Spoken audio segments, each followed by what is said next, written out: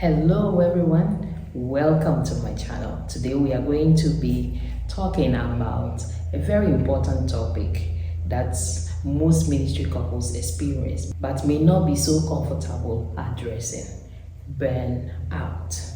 Ministry is rewarding, but let's face it, it can be exhausting.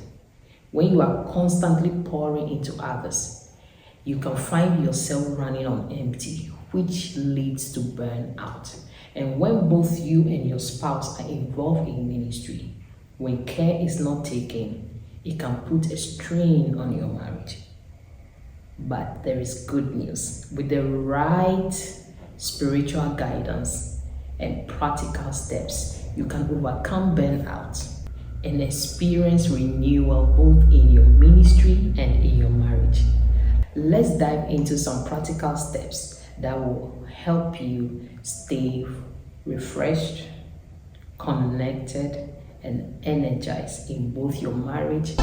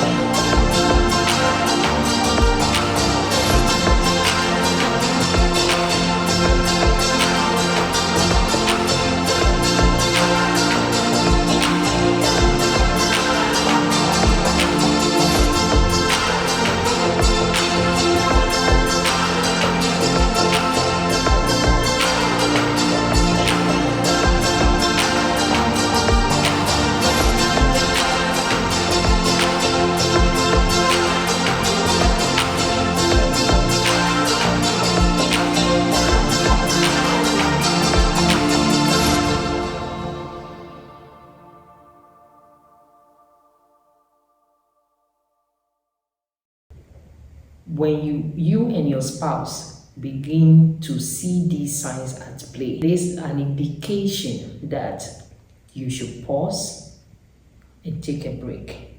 It is an indication that you are getting burned out and you need to put a check on yourself.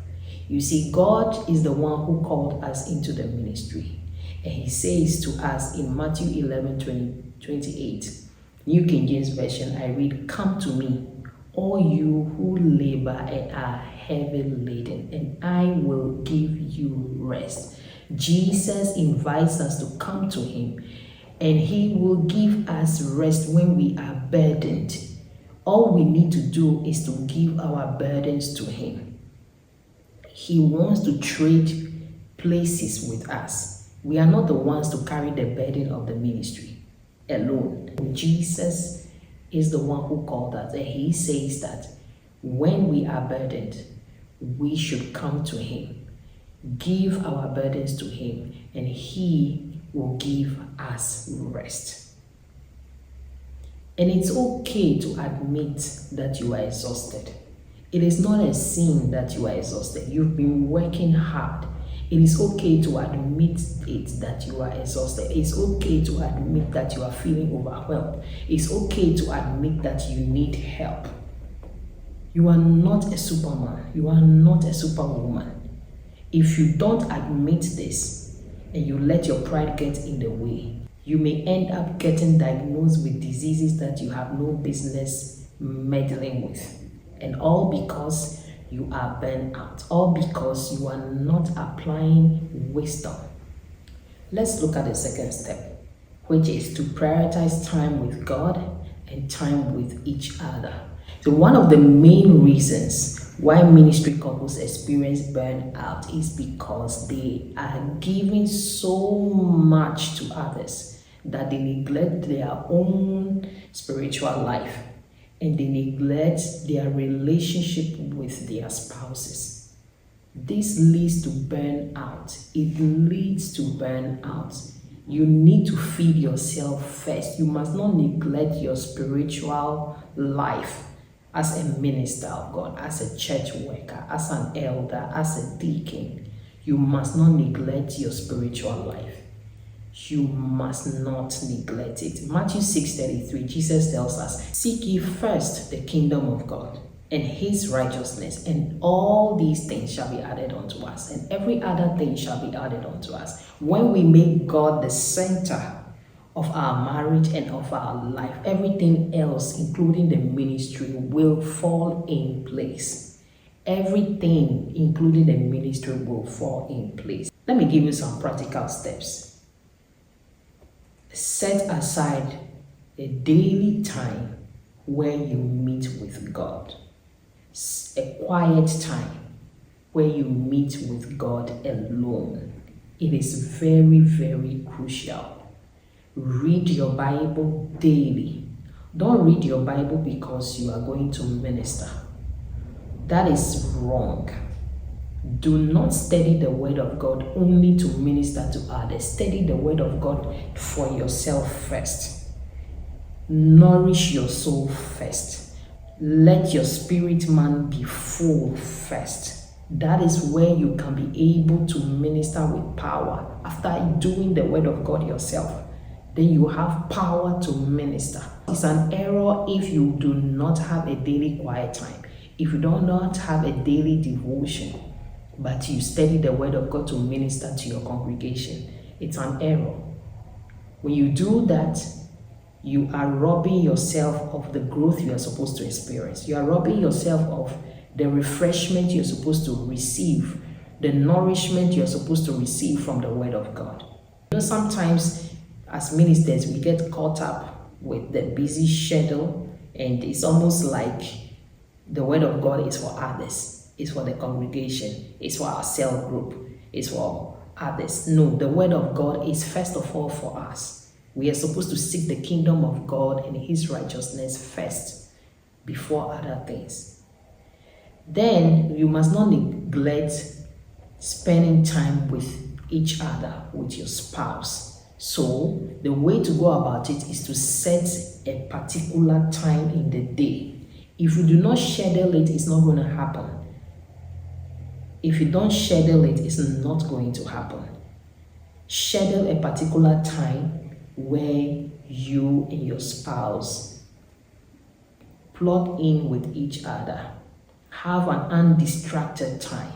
A time where you check in with each other. When I say check in, I'm not talking about hello, how are you, how was your day, that where you ask all of that question, but you are together, not on the phone, not watching TV. You communicate, share your heart, and all of that.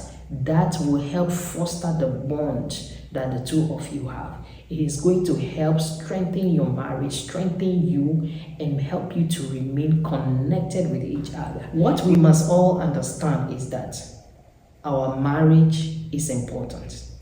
And our marriage is actually our first ministry. Because Jesus said that the husband is supposed to love the wife as he loved the church and gave himself for it. And that is no joke. And the wife is supposed to submit to her husband as unto the Lord. If that is not a ministry, then what is? When the home front is not good, everything else begins to crumble. Everything else begins to fall apart. We need to take care of the center, which is our home, our marriage. We need to take care of it. That is our first ministry. And our marriage must reflect the love of God. It must reflect the love of God. Our marriage breaks down. If you keep going like this and you end up separating, it is those same Christians, that same congregation, you will end up losing some of them, if not all of them, because they will say that if your pastor couldn't hold his or her marriage together, what are we doing? What are we here for? And its name may not, divorce and separation may not necessarily be the pastor's fault or the minister's fault, but when it happens, it affects the ministry. So why don't we prevent it from happening? Marriage is work. It takes work. You have to put in the work. Marriage is a garden, and in a garden, weeds grow. When the weeds grow in our gardens, we uproot them, and it's a constant thing. It's a constant thing. You can't say that you have worked on your marriage last year, so you're not going to work on it this year, or you worked on it last month or last week, so you're not going to work on it this week. You'll be surprised what you see. You'll be surprised what will happen. So please let us work on our marriages. Let's make the effort to stay connected with each other, stay connected with our spouses. If you've experienced burnout in your marriage and in your ministry, know that you are not alone. You are not alone. It's a common phenomenon. You are not alone. And I believe that you are going to take action and take these steps. Don't forget to like, share, and subscribe to this channel for more videos on strengthening your marriage and balancing life in ministry. I'll see you in the next video, which will be part 2. Remember that you are not alone.